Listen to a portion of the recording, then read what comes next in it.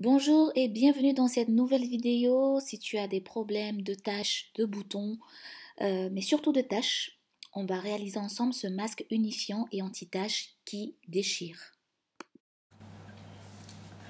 Alors donc pour cette recette de masque unifiant et anti-taches, donc on aura besoin donc de la poudre de lotus sacré. Donc c'est la poudre des graines de lotus sacré, hein, donc qui est une plante qui a des propriétés astringentes, donc ça va vraiment resserrer les pores en même temps. Elle est très régénérante, donc elle va vraiment favoriser le renouvellement cutané. Et ce que j'adore chez cette poudre, c'est le fait qu'elle va vraiment illuminer le teint et apporter voilà, ce côté bonne mine aussi.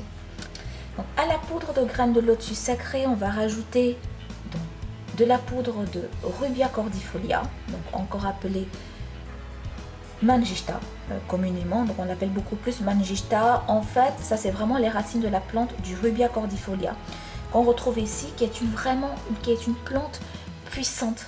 C'est vraiment une plante de la peau qui est très régénérante, qui va resserrer les pores, qui va unifier le teint et vraiment aider à estomper les taches.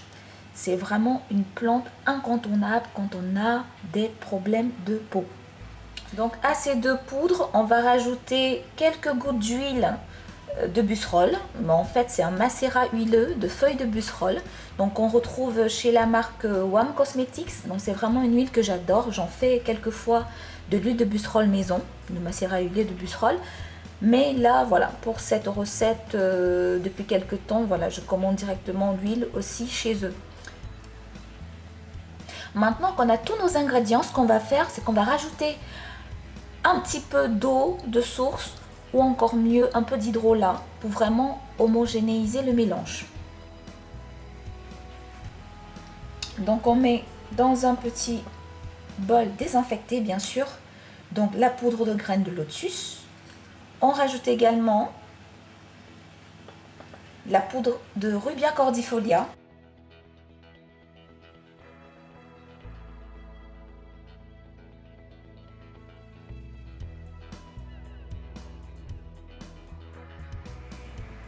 Alors pourquoi la poudre de Mangista, on rajoute juste une demi-cuillère à café? C'est vraiment parce que c'est une plante qui est tinctoriale, donc c'est une plante qui colore en fait, donc ça a un très fort pouvoir colorant. Donc si vous en mettez beaucoup, vous allez vous retrouver avec la peau toute rouge en fait. Donc il faut vraiment en mettre qu'un tout petit peu. Limite, il faut que ce soit maximum un tiers du mélange. Donc moi je mets une moitié du mélange, mais vous pouvez vous limiter à un tiers. Bon, j'ai rajouté un petit peu d'huile de busserole.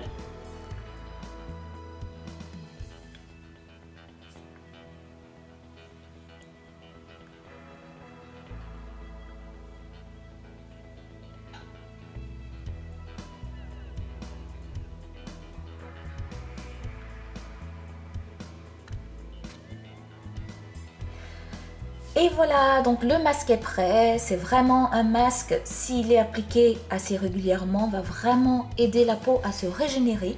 Ça va vraiment apporter aussi ce côté bonne mine, ça va unifier le teint, estomper les taches, à condition bien sûr d'être régulière dans l'application du masque.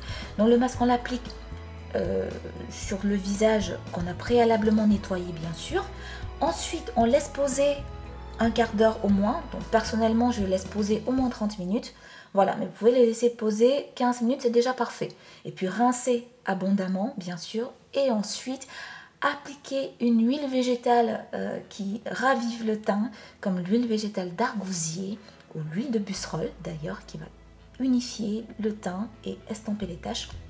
Ou encore, bien sûr, tout ce qui est huile d'abricot, huile de macérat, huile de carotte également, etc. La liste est longue. Voilà, j'espère que ce tutoriel vous aura plu. Je vous dis à très bientôt dans une prochaine vidéo.